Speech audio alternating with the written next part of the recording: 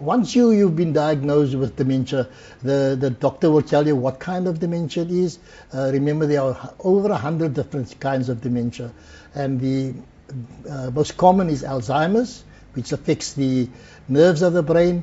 The tangles forms at the edges of the nerves, and it suffocates the brain. The other one is vascular dementia, which is caused by a stroke. That is, the blood cannot travel to bring oxygen to the brain, and the brain cells die.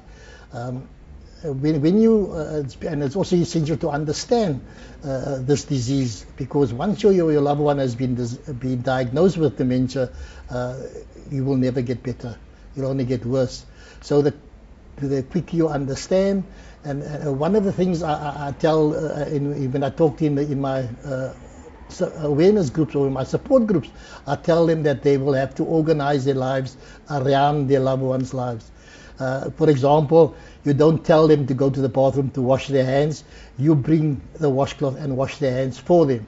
You don't tell them to make a cup of tea. You go and make a cup of tea, because they can't cook. They can't make a cup of tea. In fact, some of them don't know what a cup and saucer is for anymore. And also, when you give food to them, you have to give all your food in your meat you cut up in bite-sized pieces, potatoes in bite-sized pieces, and you feed them, because sometimes they can use a knife and fork.